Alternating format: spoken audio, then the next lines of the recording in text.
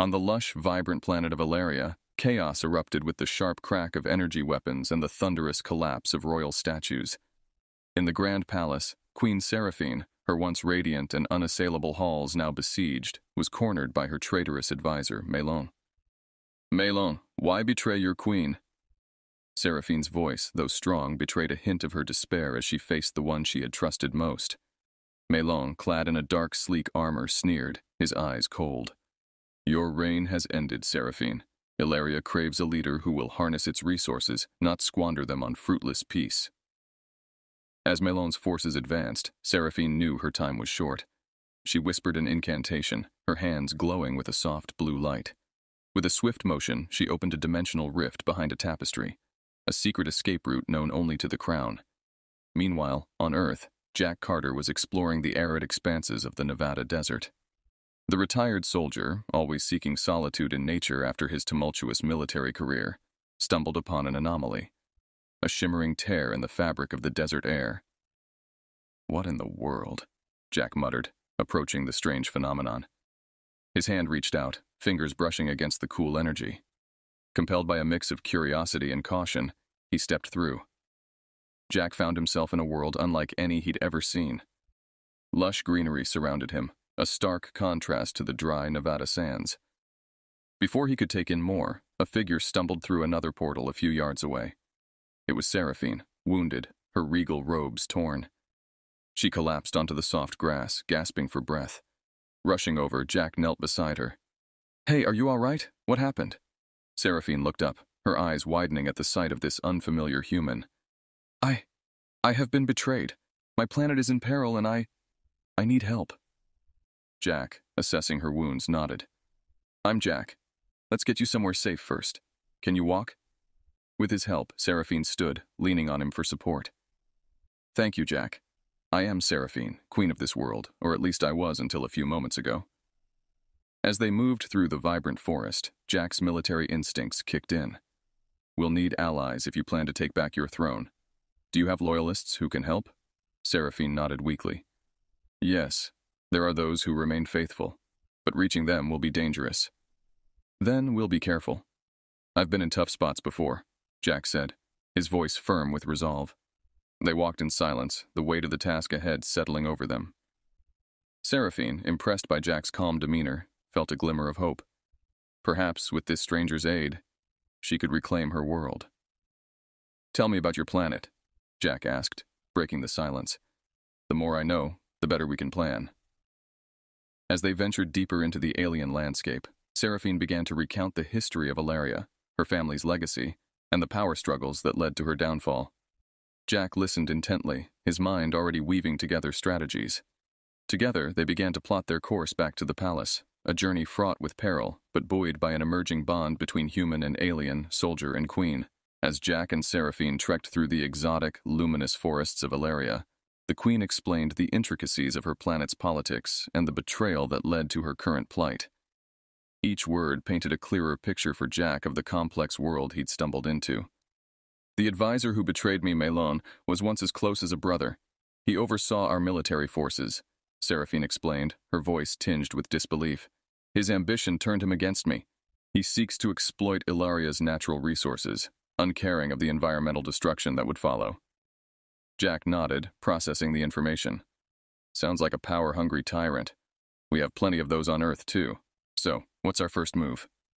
We need to connect with General Tiran, Seraphine said. He commands a faction of the Royal Guard that remains loyal to me. They're stationed in the northern sector, hidden within the Kantara Mountains. As they navigated through the dense foliage, Jack's earthborn skills proved invaluable, helping them avoid natural hazards and potential patrols. His ability to adapt and improvise reminded Seraphine of the tales she'd heard of humans, resourceful, resilient, and unexpectedly effective in crisis. Reaching a clearing, Jack spotted a structure camouflaged beneath intertwined branches. Is that one of your hideouts? Yes, that's a safe house. We can rest there, Seraphine confirmed, leading the way.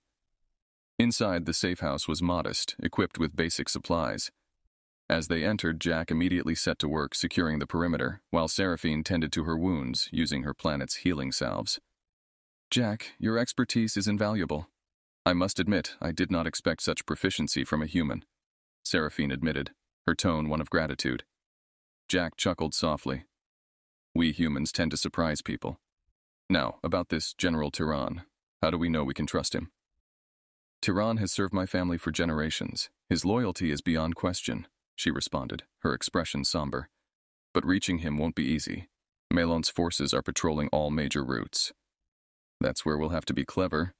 Stealth over strength, right? Jack suggested, examining a map of the region Seraphine had retrieved from a drawer.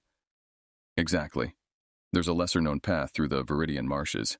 It's treacherous, but less likely to be guarded, Seraphine pointed out on the map. As night fell, they devised a plan, using Jack's tactical knowledge and Seraphine's understanding of the land. They prepared their gear, checked their provisions, and set watches for the night. Lying awake under the alien stars, Jack reflected on his unexpected journey. Back on Earth, he'd felt disconnected, his days marked by routine. Here, with each passing moment, he felt alive, challenged, and needed. Beside him, Seraphine, a queen without a throne, showed a strength that commanded respect. Despite the odds, she was determined to fight for her people and planet. By morning, they were ready. With their route mapped and spirits steeled against the uncertainties ahead, Jack and Seraphine set out for the Kantara Mountains. The journey would be perilous, the path fraught with dangers both natural and man-made. But together, they moved forward, each step a testament to their newfound alliance and the critical mission at hand. Jack and Seraphine's journey to the Kantara Mountains was marked by cautious maneuvers through the verdant, mist-covered Viridian marshes. The air was thick with the sweet scent of alien flora, and the constant buzz of unfamiliar insects filled the silence between them. Keep your eyes peeled, Jack. The marshes are home to Alaria's stealth predators, Seraphine warned as they navigated the muddy terrain. Jack, ever vigilant, nodded. How do these creatures hunt?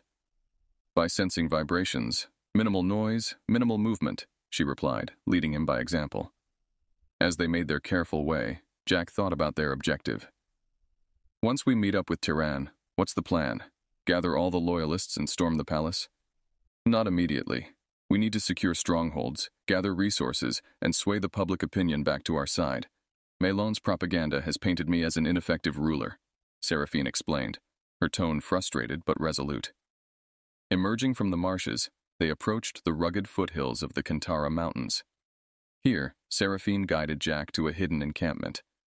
They were greeted with cautious optimism by armed guards clad in light armor, their faces marked with the relief of seeing their queen safe.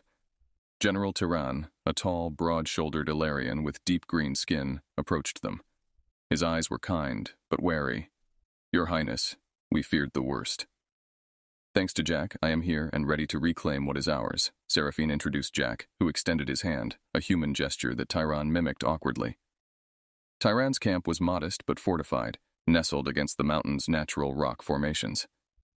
We are few but loyal, Tyran briefed them, leading them through the camp where Illyrians of all ages worked with a quiet intensity. Jack observed the setup, noting strategic positions and possible improvements. You've got a good position here, high ground, natural defenses. But your patrols are predictable. You need to randomize them, make it harder for Melon's spies to track your movements. Tyran listened intently, nodding in agreement. We will implement your suggestions immediately, Mr. Carter. Your expertise in warfare is most welcome. Over the next few days, Jack, Seraphine, and Tyran worked together to strengthen their defenses and plan their next moves. Jack trained some of the Illyrians in earth combat techniques, blending their advanced technology with human guerrilla tactics. Seraphine, meanwhile, focused on reconnecting with her people. She sent encrypted messages to other loyalist groups, organized supply runs, and even broadcasted speeches via stealth drones, urging her people to resist Melon's rule and stand with their true queen. As their forces slowly grew, news arrived that a small town, a day's journey to the east, was suffering under Melon's oppressive taxation. Seeing an opportunity, Seraphine proposed they intervene. We aid them, and we gain their support. Show them that their queen fights for them, she stated. Jack agreed. Hearts and minds, right? Let's do it. The next morning, they set out with a small contingent. As they neared the town, they saw the plight of the locals, laboring under the watchful eyes of Melon's enforcers. Jack and Tyran led the charge, using non-lethal tactics to disarm the enforcers. Seraphine followed, speaking passionately to the gathered crowd, her words stirring hope among the downtrodden townsfolk. As the enforcers were rounded up and the town liberated, the people erupted in cheers. "Long live Queen Seraphine," they chanted, their spirits lifted. That evening, as they celebrated their victory, Jack watched Seraphine mingle with her people. Her strength and compassion filled him with admiration and a renewed commitment to her cause. "This is just the beginning," Seraphine smiled, catching Jack's eye. Together, they looked out over the crowd, their alliance stronger than ever, their resolve unshaken. The path ahead was fraught with challenges, but together, they were ready to face whatever came their way. As dawn broke over the Ilarian horizon, the newfound alliance had not only grown in numbers, but in confidence. The town's liberation had sparked a wave of support for Seraphine, with more of Ilaria's citizens rallying to her cause. Under Jack's guidance, training intensified, combining human tactical insight with Ilarian technology and magic. Their next target was Vial, a key city critical to controlling Melon's logistical network. "Vial is heavily fortified," General Tyran briefed as they huddled around a holographic map in their makeshift command center. "But it's the heart of Melon's supply lines. Taking it could turn the tide in our favor." Jack studied the map, his finger tracing possible entry points. "We need a diversion, something big enough to draw their forces out while we slip a team inside to open the gates." Seraphine nodded. "I can lead the diversion. My presence will draw them out. They won't expect an attack on two fronts." The plan was set. As night fell, Seraphine's forces positioned themselves around the city's perimeter. Jack, along with a small strike team, moved into position near the main gate, concealed by the dense foliage that bordered the city walls. Seraphine, in full regalia, appeared on the crest of a hill, illuminated by the moonlight, her figure casting a long shadow over the city. Her voice, amplified by a sonic device, echoed through the streets of Vial. "Citizens of Ilaria, I am your true queen. Stand with me and reclaim our home from tyranny." As predicted, the city's forces scrambled to mobilize towards her position. With the majority of Melon's troops drawn out, Jack's team made their move. They sprinted from their cover, using grappling tech to ascend the city walls silently. Once atop, they encountered minimal resistance, quickly overpowering the guards and seizing control of the main gate mechanism. "Now!" Jack whispered into his comlink. Tyran's forces, hidden nearby, surged forward as the gates groaned open, flooding into the city with a roar of battle cries. The city, caught off guard, descended into chaos. Jack's team moved swiftly, securing key positions and disarming enemy emplacements. Meanwhile, Seraphine's diversionary force feigned a retreat, luring more of Melon's troops away before circling back to join the main assault. The battle raged through the night. Street by street, block by block, the combined might of Jack's strategic planning and the Ilarians' fervor reclaimed Vial. By dawn, the city was in their hands, and Melon's banner was torn down from the central tower, replaced by Seraphine's royal standard. Exhausted but victorious, the allies gathered in the city square. Seraphine stepped forward, her voice clear and strong as she addressed her liberated people. "Today, you have shown that the spirit of Ilaria cannot be broken by tyrants. Let this victory be a beacon for all our people." The crowd erupted in cheers, their voices a unified chorus that resonated through the newly taken city. Jack watched from the sidelines, a small smile playing on his lips. The tactical execution had been nearly flawless, a testament to the power of their growing alliance. As the sun rose higher, Jack approached Seraphine, who was surrounded by grateful citizens. "You were incredible out there," he said, admiration clear in his voice. Seraphine looked up, her eyes weary but bright. "We were incredible, Jack. This is our victory, and it's just the beginning." Together they walked through the streets of Vale, the weight of their task lighter for a moment. Each step forward was a step closer to reclaiming Seraphine's throne, and for Jack, a step deeper into a world he was now wholeheartedly a part of. The road ahead was still fraught with challenges, but for now, they allowed themselves to relish the victory, the unity of their forces, a solid foundation for the battles to come. In the days following the victory at Vial, Seraphine's reclaimed city thrived under her renewed leadership. The city became a stronghold for the resistance, a symbol of hope against Melon's dark regime. However, amidst the celebrations and planning, an undercurrent of unease began to stir within the ranks. As Jack and General Tyran reviewed the security arrangements around the city, reports of suspicious activities began to surface. "We've noticed some unusual communications coming from within the city walls," Tyran disclosed, his voice laced with concern. "We suspect there might be a spy among us." Jack furrowed his brow, his mind racing through the implications. We need to tighten our intel security, conduct sweeps for surveillance devices, and maybe set a few traps for our unwanted guest, he suggested, tapping into his military experience with counterintelligence. Seraphine joined them, her expression grave. A spy could undermine everything we fought for. We need to act swiftly but carefully. We can't afford to cause panic or turn the people against each other. Deciding on a course of action, they initiated discreet investigations, utilizing a small, trusted team. Jack led the efforts, interviewing personnel and monitoring communications with Tyran's aid. Each piece of information was scrutinized, each anomaly checked and double-checked. During this tense period, Jack and Seraphine spent long hours together, planning their next moves and discussing the stability of the resistance. In these moments, Jack was struck by Seraphine's calm under pressure, her ability to inspire loyalty despite the shadows of doubt that crept closer each day. One evening, as they pored over maps and reports in the command center, Seraphine sighed, looking out over the city. "When I was queen, I never imagined I would have to suspect my own people of betrayal," she confessed. Jack glanced at her, noting the fatigue etched in her features. "In war, trust is as valuable as any weapon. We'll find the spy, Seraphine. We'll protect what you've built here." Their investigation led them to a series of covert meetings held in the lower quarters of the city. Jack and a select team planned a night raid, hoping to catch the spy in the act. As they moved through the shadowed streets, the tension was palpable. They breached the meeting location, a dimly lit cellar, only to find a small group of civilians huddled around a table. Instead of espionage equipment or stolen documents, they found only old maps and community messages. One, an elderly Ilarian woman, stood up, her eyes wide with fear. "Please, we meant no harm. We only wanted to ensure our families outside the city knew we were safe." Realizing the misunderstanding, Jack lowered his weapon, helping to calm the frightened group. "There's been a mistake. We're not here to harm you." Back at the command center, Seraphine and Tyran awaited the raid's outcome.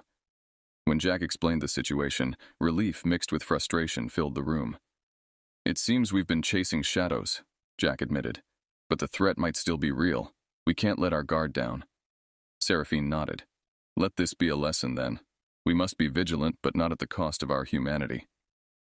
The incident served as a stark reminder of the delicate balance they needed to maintain. Trust had to be safeguarded, just as much as their physical stronghold. In the following days, they increased their security measures without impeding the daily lives of Vial's citizens. The suspected espionage turned out to be false alarms, but the vigilance it instigated tightened their defenses against real threats. Through it all, Jack's respect for Seraphine grew. Her leadership not only commanded loyalty but also compassion, traits that Jack found both admirable and vital in the harsh landscape of war. Together, they fortified Vial, turning it into a beacon of resistance, ready for whatever Melon might throw their way next. Following the unsettling events in Vial, Seraphine and Jack strengthened their resolve, knowing full well that the real battle still lay ahead. With Vial secured and internal threats quelled, it was time to focus on a more formidable challenge. Melon's main army, which was rumored to be amassing in the Ilaran fields, a vast plain just north of the city. "We need to strike before he can strike us," General Tyran advised during their strategy meeting. "If Melon consolidates his forces, it will be much harder to defeat him." Jack nodded in agreement, his eyes scanning over maps and drone imagery. "The Ilaran fields offer no cover, no advantage for either side. It'll be a straight fight, and our tactics need to be sharp." Seraphine, standing beside a large digital display, pointed to several locations. "We can position our artillery units here and here. If we manage to break their lines early, we can push through and divide his forces." Jack's tactical mind buzzed with potential scenarios. "We'll also set up mobile reserves. They can flank Melon's troops once we engage. It'll keep them off balance." The next few days were a blur of preparation. Jack trained with the Ilarian soldiers, drilling them on the new tactics and formations they would use during the battle. Seraphine, meanwhile, worked tirelessly to rally her people, her speeches broadcast across the planet, stirring the hearts of all who heard her. As dawn broke on the day of the battle, the air was tense with anticipation. Jack and Seraphine stood together at the head of their assembled forces, looking out over the Ilaran fields. The vast plain was silent, but the horizon trembled with the approach of Melon's army. "The time has come," Seraphine said quietly to Jack, her voice steady despite the gravity of the moment. "For Ilaria." Jack nodded, his expression resolute. For Ilaria. The two armies collided with the roar of energy weapons and the thunderous march of troops. Jack found himself in the thick of battle, commanding a unit on the eastern flank. Explosions lit the sky as Ilarian artillery hammered Melon's advancing lines, shattering their initial formations. Meanwhile, Seraphine commanded from the center, her presence on the battlefield inspiring her troops to fight with renewed vigor. Her strategy worked. The central column of Melon's forces began to falter under the intense pressure. Jack, seeing an opportunity, signaled his reserves. "Now, flank them," he shouted into his comlink. The reserves surged forward, crashing into the side of Melon's army with devastating effect. The battle raged throughout the day, with neither side giving quarter. Jack maneuvered through the chaos, directing troops and adapting strategies on the fly. His heart pounded with the adrenaline of combat, his mind sharply focused on each movement, each decision that could turn the tide of battle. As the sun began to set, painting the sky with streaks of orange and red, the tide finally turned. Melon's forces, overwhelmed by the strategic might of Seraphine's army and the ferocity of their assault, began to break ranks. Jack met up with Seraphine and Tyran as Melon's troops retreated. "We did it," he panted, his armor scuffed and his face smeared with dirt. Seraphine, though visibly exhausted, smiled. "Yes, we did. Thanks to you, Jack." The victory at Ilaran Fields was celebrated, but all knew it was not the end. Melon had escaped, and his final stronghold awaited. Yet that evening, as they camped on the battlefield among their weary but victorious soldiers, there was hope. For the first time since her exile, Seraphine felt the real possibility of taking back her throne, and Jack felt deeply bonded to this alien world and its cause. "Tomorrow, we plan our final move," Seraphine declared as they gathered around a flickering fire. "Together." Jack nodded, looking into the flames. Together. The battle had not just been fought for territory, but for the soul of Ilaria, and together they were closer than ever to reclaiming it. With the victory at Ilaran Fields boosting their morale, Seraphine's forces prepared for the final assault on the capital, where Melon had retreated to fortify his last stronghold. The city, once a place of great beauty and prosperity under Seraphine's rule, now bristled with defenses, and the air hummed with the tension of impending battle. As dawn broke, Jack, Seraphine, and General Tyran surveyed the map of the capital, their strategy clear and their forces ready. "This won't be like the fields," Jack cautioned. "Urban combat is messy and it's dangerous. We'll need to be cautious and precise." Seraphine nodded, her expression somber but determined. "We'll strike swiftly. Our aim is to minimize damage and civilian casualties. We cannot reclaim the throne at the cost of the city itself." The plan involved multiple units striking simultaneously at key points around the city to disrupt Melon's command structure and divide his forces. Jack would lead a team to secure the communication hubs, while Tyran's units would focus on liberating key districts. Seraphine would lead the main force straight to the palace, aiming to confront Melon directly. As they moved out, the streets of the capital were eerily quiet. The citizens, aware of the impending battle, had barricaded themselves indoors. Jack's team advanced stealthily towards the communication hub, using the city's narrow alleys and tall buildings for cover. Explosions and distant gunfire soon began to echo through the streets as Tyran's units engaged. Jack and his team reached the hub, quickly neutralizing the guards outside. "Clear, move in," he ordered, leading his team inside to disable Melon's communication systems. With the systems down, Melon's ability to coordinate his defenses weakened rapidly. Meanwhile, Seraphine's force approached the palace. The once magnificent gates, now fortified with energy shields, posed a formidable barrier. Seraphine, utilizing a device that Jack had rigged from captured technology, deactivated the shields, and her troops surged forward into the palace grounds. Inside, the clash of energy weapons filled the grand hallways, the walls echoing with the sounds of battle. Seraphine fought her way through, her resolve steeling her against the chaos around her. Finally, she reached the throne room where Melon awaited, his expression one of defiance. "Seraphine," he sneered as she entered, surrounded by her loyal guards. "You think you can just take back what you lost?" "This was never yours to take," Seraphine replied, her voice echoing powerfully in the vast room. "Ilaria belongs to its people, not to a tyrant who betrays his queen." As they faced off, Jack and Tyran secured the rest of the palace, their coordinated efforts ensuring no reinforcements could reach Melon. The confrontation between Seraphine and Melon was intense, both exchanging fierce words and blaster fire. Finally, with a well-placed shot, Seraphine disarmed Melon, the impact sending him sprawling to the floor. Standing over him, Seraphine felt the weight of her journey, the losses, the battles, all leading to this moment. It ends now, Melon. Your reign of terror is over. Melon was taken into custody, his rule brought to an end.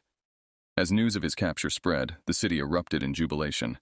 Citizens poured out onto the streets, cheering as Seraphine and her allies emerged from the palace.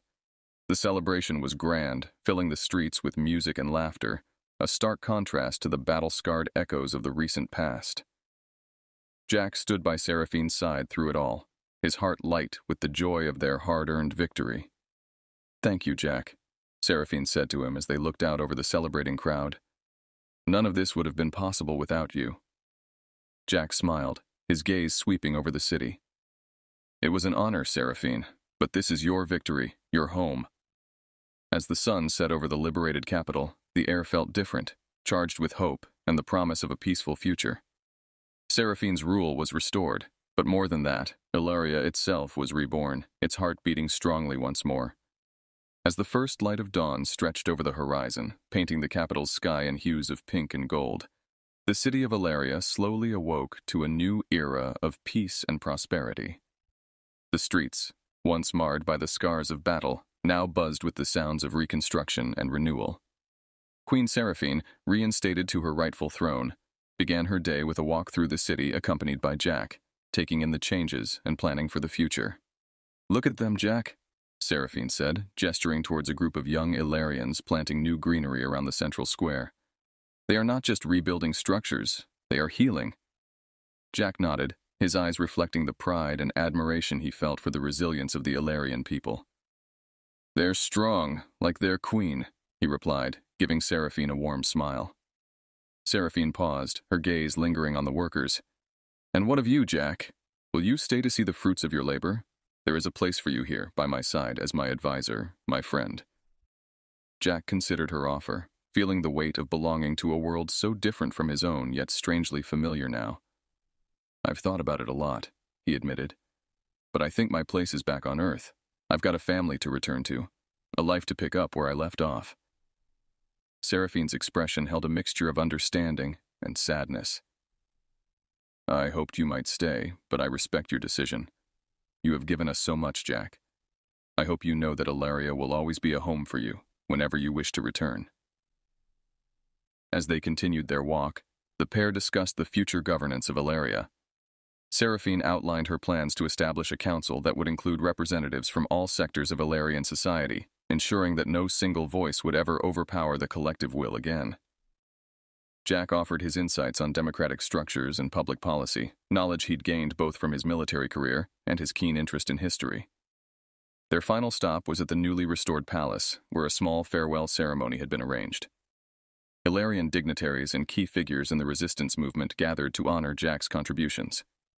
During the ceremony, Seraphine presented Jack with a medallion, a symbol of honor and gratitude from the Ilarian people. "Jack Carter, you came to us as a stranger from another world, but you leave us as a hero and a true friend of Ilaria," Seraphine announced before the assembly. The crowd erupted in applause, their cheers echoing off the marble halls of the palace. After the ceremony, as Jack prepared to depart, he and Seraphine shared a quiet moment away from the bustling crowd. "Keep in touch, okay? Don't make me come looking for you across the galaxy," Jack joked lightly, though his eyes shone with unspoken emotion. Seraphine laughed, a sound full of warmth and promise. "I expect regular updates, and Jack, thank you for everything." With a final embrace, Jack stepped through the portal, the shimmering gateway between worlds, and returned to Earth. As he looked back one last time, he saw Seraphine watching him, a solitary figure framed by the grandeur of her palace, a queen once more in full command of her world. Back on Earth, Jack often looked up at the stars, knowing that among them was Ilaria, a place he had changed, and that had changed him in return. Despite the distance, he felt a lasting connection, a bond forged in battle and trust, a reminder that sometimes the most unexpected journeys are the most transformative. And so, under those same stars, Seraphine worked to rebuild her world, guided by the principles of peace and unity that Jack had helped strengthen.